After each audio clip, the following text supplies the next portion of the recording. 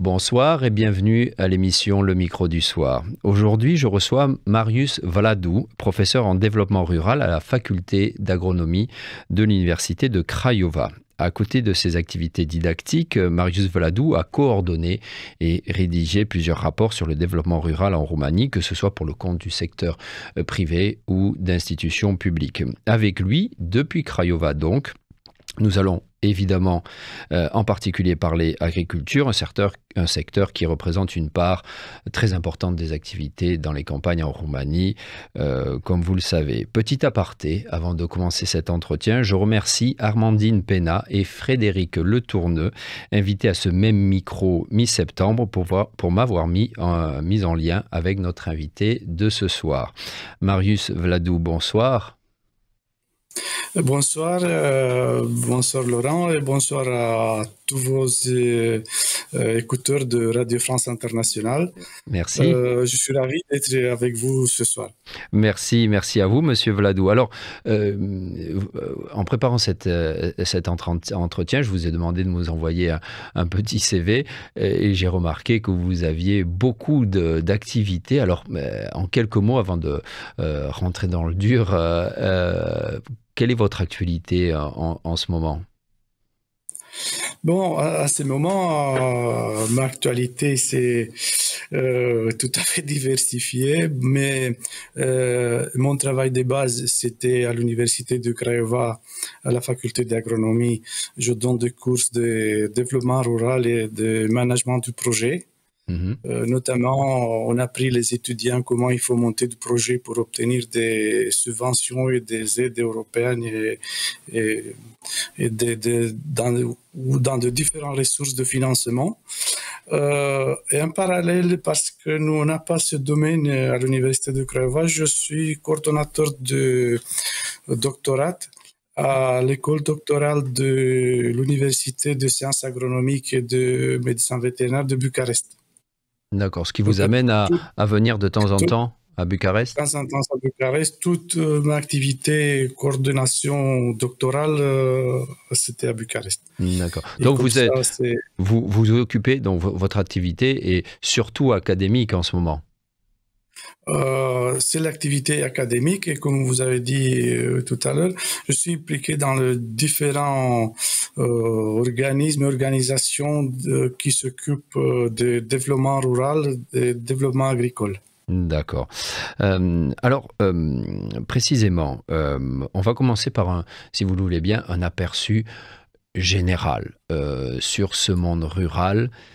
Prenons la période des 5 dernières années. Qu'est-ce qui vous a le plus marqué ? Quels sont les 2-3 points qui, pour vous, pourraient décrire le mieux ce monde rural donc récemment, sur les 5 dernières années ? Oui, si on discute de le monde rural, la partie développement rural, peut-être c'est bien de faire une toute petite historique du monde rural et voilà, on se va concentrer sur les 5 dernières années parce que on a des fois des termes qui on mélange un peu, on dit développement rural également développement agricole, mais c'est pas que l'agriculture dans le monde rural. Dans le monde rural, on a de tout, on a de parties de santé, culturelle, tradition, école maternelle et tout cet univers rural, comme on dit. Et ça, il faut des fois le protéger et des fois le développer. L'idée que c'est bientôt que c'est bien sûr que le moteur et l'alimentation du développement rural, c'est toujours l'agriculture, c'est tout concentré autour d'agriculture.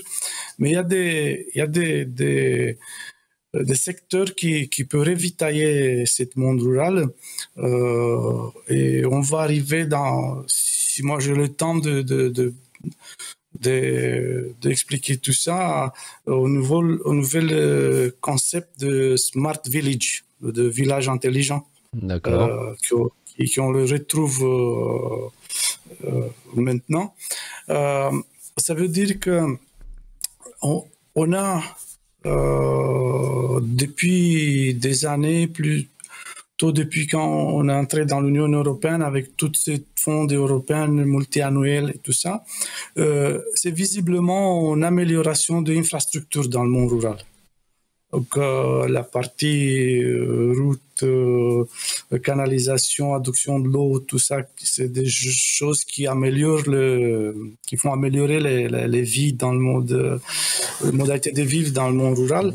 Et ça, excusez-moi, je vous coupe. Et ça, vous diriez que c'est toute région confondue, plus ou moins. Vous trouvez qu'en Roumanie, de façon générale, même si je suppose qu'il y aura des différences entre les régions, ce que vous dites, le développement des infrastructures, les canalisations, goudronnement des routes, c'est quelque chose qui, grâce notamment aux fonds européens, a plus ou moins bénéficié à toutes les régions? C'est pas exclusivement parce qu'il y a des projets nationaux, c'est le projet de développement rural, le PDL, il y a des projets nationaux, on entend toujours parler d'Anguès Saligny et tout ça, mais la plupart des budgets, c'est assuré par des budgets européens. Mmh. Et toutes les régions ont pu en bénéficier, donc?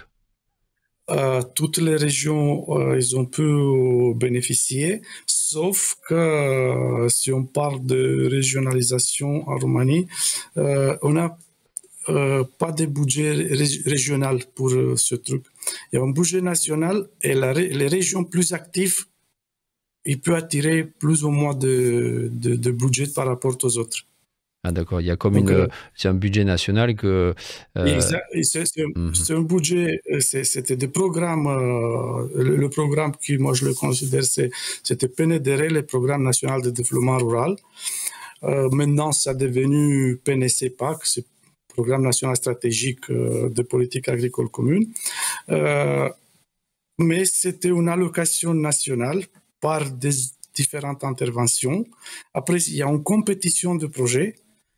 Et les régions qui sont plus actives, qui sont plus de moyens, s'il y a des cas de cofinancer ce type de projet, ils ont plus de chances. Mais c'est pas toujours, à ce moment-là, est-ce que ce ne sont pas toujours les mêmes régions qui gagnent? Ça existe des statistiques, on peut le voir bien. Il y a, je sais pas si c'est le bout de classifier ici les régions, mais il y a des régions plus actives, il y a des régions moins actives. Et dans le développement rural, pour régler un peu les choses, je sais pas si vous êtes au courant avec le programme LEADER. Le programme LEADER, c'est un acronyme qui vient de l'en français liaison entre les actions de développement de l'économie rurale, qui vient de répartir le moyen au niveau des territoires, en fonction des territoires et de population. D'accord. Et comme ça, il y a une unité fonctionnelle qui s'appelle groupement d'action locale. Donc, il y a plusieurs communautés qui font monter une association qui peut cumuler plus de maximum 5 000 habitants. Et le territoire LEADER en Roumanie, c'était tout le territoire qui était couvert ou qui appartient aux communes, ou les petites villes, moins de 20 000 habitants. D'accord. Et comme ça, il peut créer une structure qui peut gérer cette fonds, mais c'est réparti au plus rationnel au niveau de territoire, surtout en Roumanie.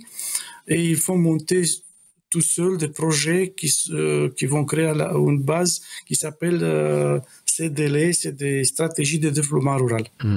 Alors, Monsieur Vladou, on va revenir sur ce terme Smart Village que je ne connaissais pas. Je connaissais le terme de Smart City, Ah oui, Smart City, mais oui, on en reparlera.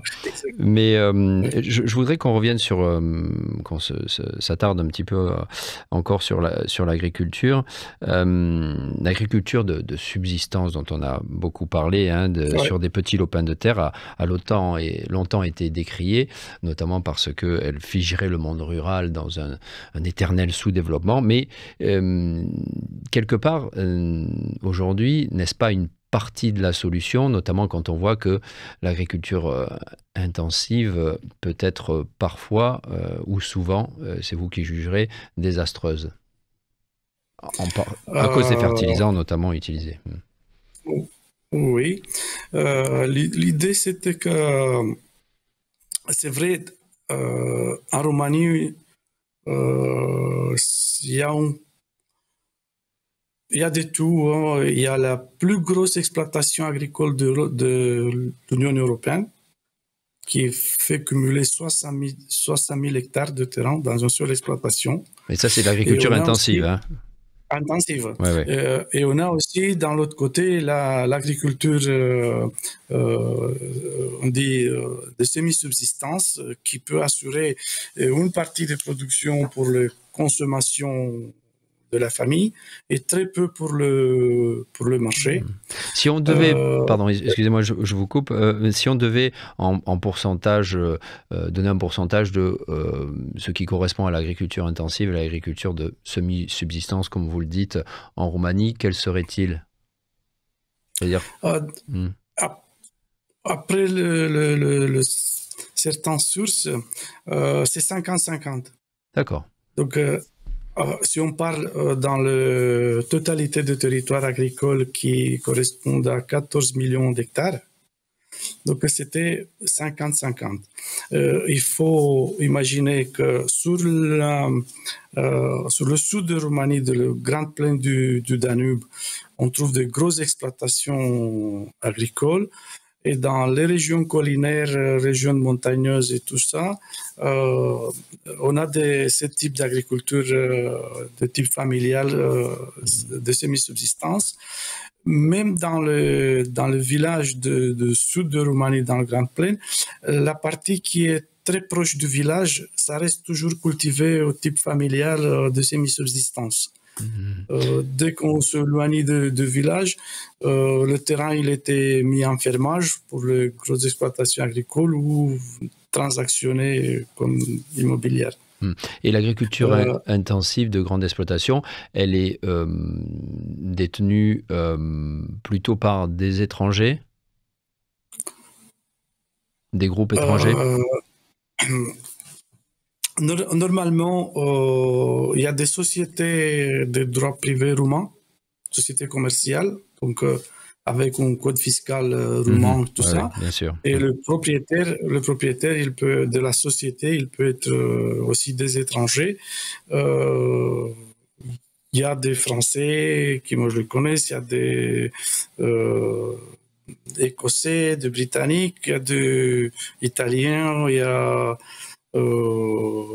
d'Allemands, mais tout ça, dans les statistiques, aux premières vues, on voit qu'il y a une société qui s'appelle, je ne sais pas comment, c'est Relais, de droit privé roumain. Et à part ça, il y a même des groupements d'investissement qui ont créé des structures agricoles ici en Roumanie. Il y a aussi des gros propriétaires roumains dans ce secteur. Il y a un peu de tout. Il y a un peu de tout, hein, c'est assez diversifié. C'est diversifié, si vous voulez. Je ne voudrais pas m'hasarder d'annoncer des chiffres. Oui, Voilà, oui, non, je comprends bien. Alors, sur cette agriculture donc de grandes exploitations, L'un de nos précédents invités, expert dans le domaine agricole, comme vous, Patrick, le français Patrick Valmary, nous expliquait il y a environ un an que désormais de nouvelles techniques permettent de mieux protéger les sols pour une agriculture biologique durable, même sur de grandes surfaces. L'une de ces techniques est de couvrir les sols entre deux cultures avec une couverture végétale. Qu'en pensez-vous? Est-ce la solution pour l'agriculture intensive et est-ce que c'est déjà bien mis en place? Oui, je connais Monsieur Valmary, je connais ses préoccupations Mhm. et sa association AIDER. Mais on est dans un cycle de climatérique vraiment défavorable. Imaginez-vous en Oltenie, dans le secteur où je suis, dans le département d'Olge-Mehedin, c'est vraiment cette année et l'année dernière, c'était vraiment sec. Sec. Donc, entre mi-juillet et jusqu'à maintenant, on n'a pas eu de pluie, ou très peu de quantité de pluie insignifiante. Donc, cette idée d'avoir toujours des couvertures végétaux sur le terrain, Ça fonctionne dans les meilleures conditions, mais pas tout le temps, c'est ça ça? fonctionne. Mhm. C'est possible que qu'on sème cette couverte végétée et qu'elle s'en n'aide jamais. Donc, Mhm.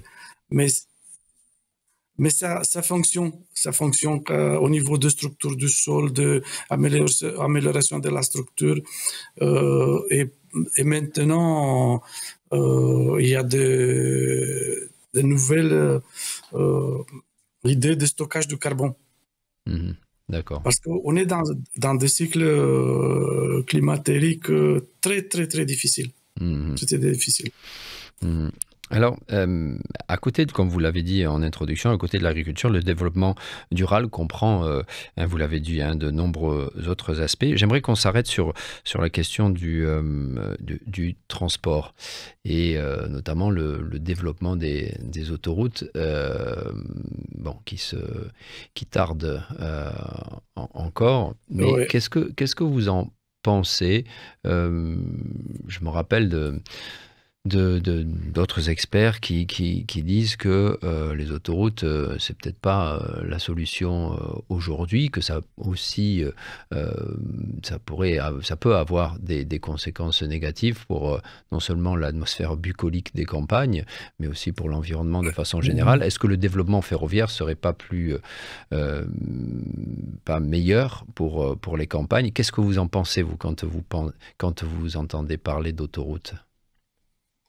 Ça dépend de l'origine et des experts qui ont cette idée. Nous, en Roumanie, vous voyez bien, on a très récemment passé la borne de 1000 km d'autoroute. Je pense maintenant qu'on est à 1200, 1300 km d'autoroute.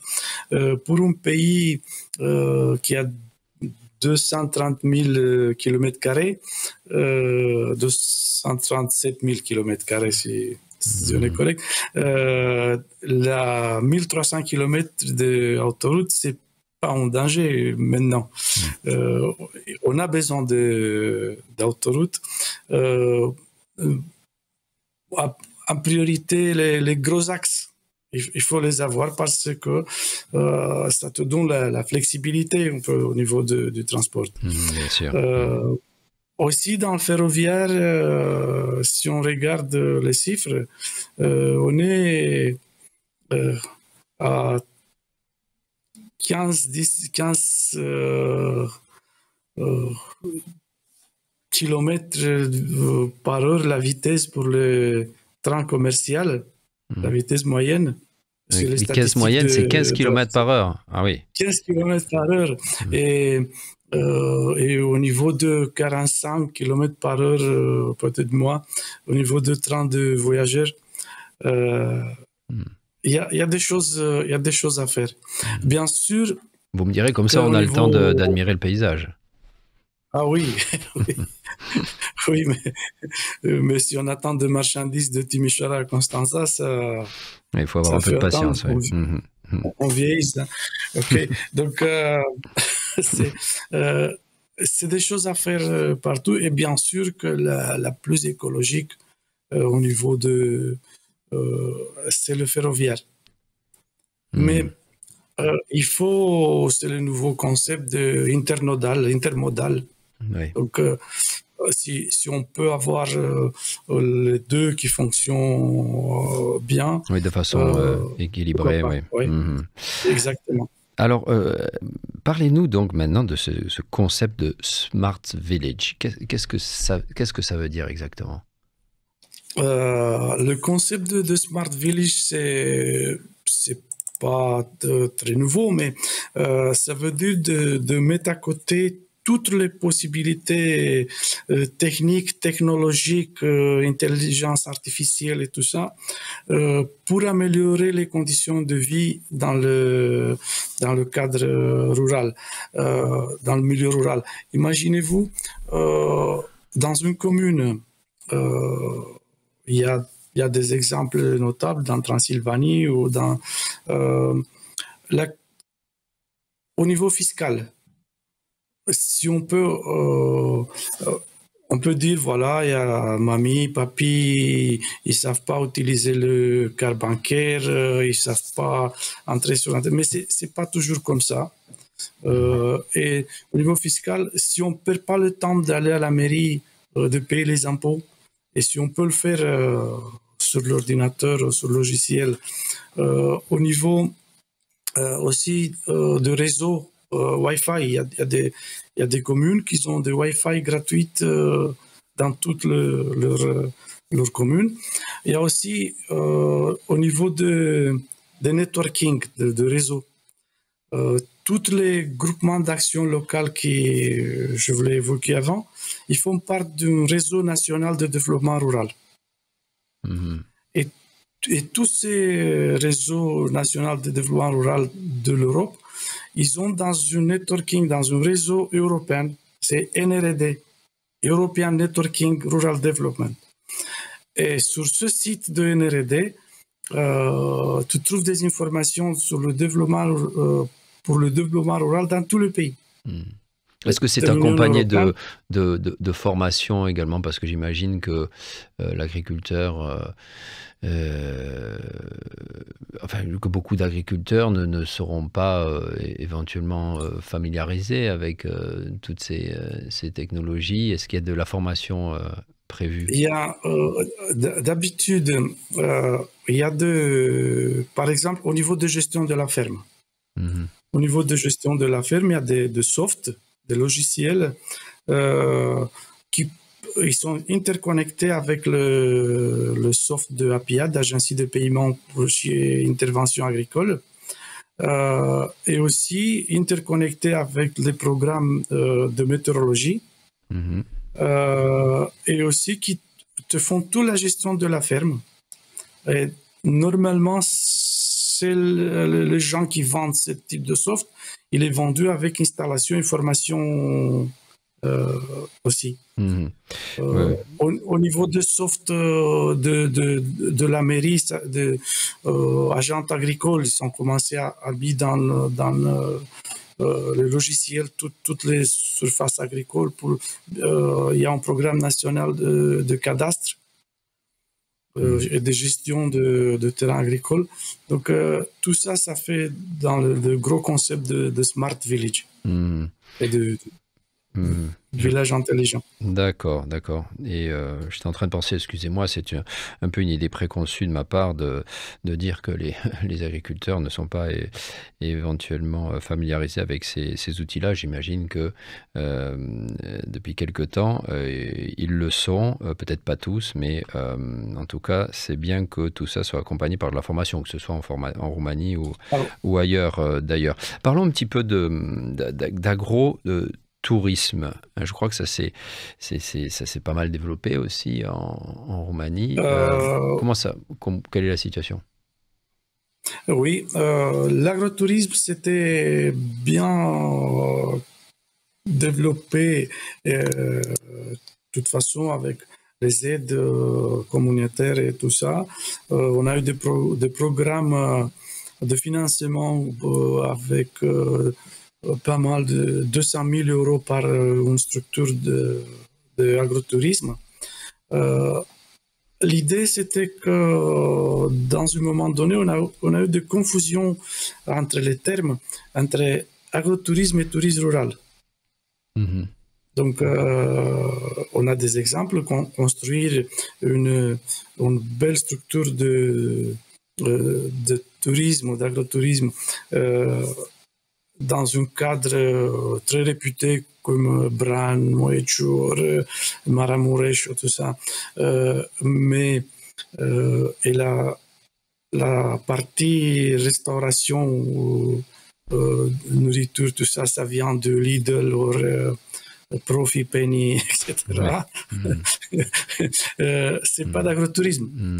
Donc, l'agrotourisme, c'est plutôt par exemple, une petite exploitation viticole avec une maison d'hôte. Exactement. Hein, typiquement, avec une maison d'hôte. Voilà. Et on peut assurer un minimum 50, 40, 60% des produits de la ferme pour assurer la partie restauration. Mais si vous avez évoqué partie vignoble, d'un plus en plus, ça a commencé à fonctionner l'énotourisme. La partie de... il y a Dans quelle région principale? Vallée de Prahova, j'imagine. Où ça? Il y a les routes du vent. Les routes du vent, c'était dans le secteur du sud-ouest de Roumanie où je suis. C'est de la partie Mehedinț et quelques vignobles de Dolj et partie du département de Vâlcea, le secteur Drăgășani. Et après, il y a toute cette partie de Prahova entre Ploiești et Buzău. Et surtout en Transylvanie, c'est pas vraiment ma spécialité, mais on le sait tous, ce sont la partie Vrancea et Moldavie, et milieu de Transylvanie, et aussi dans le secteur du Banat. Il y a des caves réputées. Donc il y a une belle route. Si on les associe, si on les lit, toutes ces routes du vin, elles couvrent presque tout le pays, peut-être à part le nord-ouest, je ne sais pas. C'est les parties le nord-est aussi. C'est les parties plutôt autour de Carpates. Ouais, d'accord. C'est la région. Dans le Grand Plaine, c'est très peu. Mais autour de Carpates, même à nord de Carpates, tout ça, c'est où sont le vignoble réputé, des caves bien équipées. Ils sont pas tous qui ont la capacité d'avoir des logements, mais il y a des exemples quand même où on peut passer des week-ends ou des journées de vacances dans ce territoire. Oui. Monsieur Valadou, oui, allez-y. Oui. Excuse-moi. Allez-y. Je voulais vous faire un lien entre agrotourisme et la question du transport qu'on a discuté avant. Donc, le chemin de fer ou des autoroutes, tout ça apporte les touristes plus ou moins vite dans le... Et oui, bien sûr. Et dans le cadre d'agrotourisme, aussi, comme recommandation, il faut éviter le tourisme de masse. Donc, si on est dans le vraiment secteur très réputé, on peut avoir des agglomérations quand même, donc c'est pas les bouts. Oui, c'est pas le but. Parlons un petit peu de vos étudiants.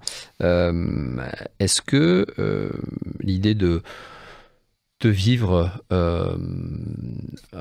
en campagne, de développer une activité agricole ou d'agrotourisme ou autre dans les campagnes, est-ce que c'est quelque chose qui, d'après ce que vous observez, séduit toujours plus de jeunes Roumains?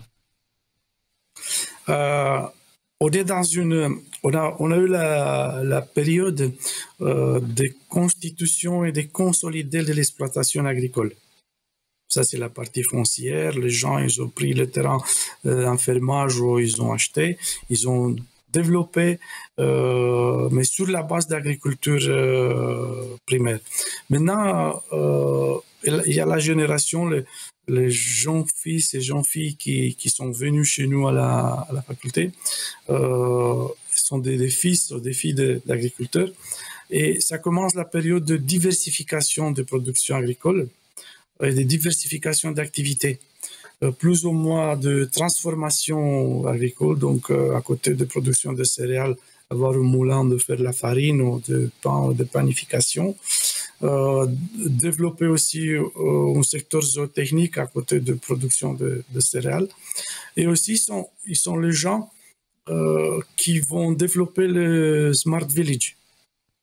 D'accord. C'est eux qui font cette année, on a commencé à la faculté d'agronomie de Craiova, un module de master qui s'appelle agriculture durable et digitalisation. Donc, parce que tout ce matériel agricole, tout cet équipement, ils sont presque tous avec commande numérique. Et donc digital, vous sentez cette année après année dans vos cours, vous sentez, donc de toute façon, si ces jeunes décident de suivre vos cours, c'est précisément parce qu'ils ont en tête de reprendre l'exploitation, j'imagine, et de la diversifier, bien comme sûr. Vous dites. Et vous sentez que, voilà, sur les dernières années, c'est un mouvement, enfin, vous sentez un bel élan de cette jeunesse qui veut pas nécessairement vivre dans les villes, mais reprendre l'exploitation de leurs parents? Oui, ils sont déjà impliqués dans l'activité. Et on le voit dans leurs discussions. Ils savent à quoi faire. Et aussi, il y a besoin de leur expérience dans les exploitations de leur famille. Parce que même les producteurs de matériel et d'équipements agricoles, ils sont passés tous en numérique. Donc, il y a d'agriculture de précision qui compte les numéros de semences qu'on le met sur surface. C'est pas quantitatif comme on l'a fait l'autre fois. C'est très, très précis qu'est-ce qu'il faut. Et pour régler ce type de machine et pour le recalibrer, il y a besoin de certaines expériences et d'expériences dans le digital. Marius Vladou, j'ai une dernière question qui va être un petit peu naïve. Hein. Vous allez me permettre de vous la poser. Le monde rural, alors peut-être encore une fois, c'est un citadin qui va vous poser cette question, mais on a envie aussi qu'il reste ce qu'il est, c'est-à-dire un monde un peu déconnecté, proche de la nature, évidemment, et qui permettent une évasion. Mais encore une fois, je parle comme un urbain, tout en développant la digitalisation, numérisation plutôt, et d'autres techniques. Est-ce que quelque part, est-ce que c'est ce que vous dites à vos étudiants, est-ce qu'il n'y a pas aussi un effort de préservation de cette atmosphère bucolique? Je vous l'avais dit, c'est un petit peu naïf, mais bon, vous voyez ce que je veux dire. Est-ce que quelque part, oui, en développant à tout crin, on risque peut-être de perdre quelque chose de précieux, c'est-à-dire tout simplement un monde qui est déconnecté, et ça fait du bien parfois d'être déconnecté. Oui, oui. Je comprends qu'est-ce que vous voulez dire. Donc, on part de la ville de Big Brother et on rentre dans le village, dans ce même Big Brother. Oui. Donc, ouais. Mais même je parlais des urbains, mais pour les ruraux eux-mêmes, je pense à leur qualité de vie. Oui. Non, l'idée c'était que, imaginez-vous que c'est pas dans 15 ou 20 ans on va être tout en numérique dans le ça va prendre du temps. Et tout ça. Mhm. Ça va prendre du temps. Et cette idée de Smart Village ou village intelligent, c'était une priorité pour le Fonds européen dans le cadre de groupements d'action locale. Donc, si tu montes un projet, tu as plus de points, plus de priorités si tu as encadré de digitalisation, de numérique dans ton truc, D'accord. dans ton projet. Donc, par exemple, pour l'équipement agricole, tu as plus de points si tu as des matériels qui font d'agriculture de précision. Après, tu as plus de points si tu intègres dans ton projet d'équipements qui font de strip-till, au minime-till. Qu'est-ce qu'ils nous disent, M. Valmarie, qui est oui Qu'est-ce que ou c'est ça, le non au minime-till? chariot. Pardon, qu'est-ce que... Oui. Donc, pas trop travailler le terrain. Ah oui, d'accord, oui, Donc, pardon. Mhm. minimaliser le travail du terrain Mhm. et le strip-till de travailler que sur le rang, que pour semer. D'accord. Mhm. Tu laisses la végétation ou le couverture organique et tu travailles que sur le bande où tu mets ta semence. Mhm. Donc, D'accord.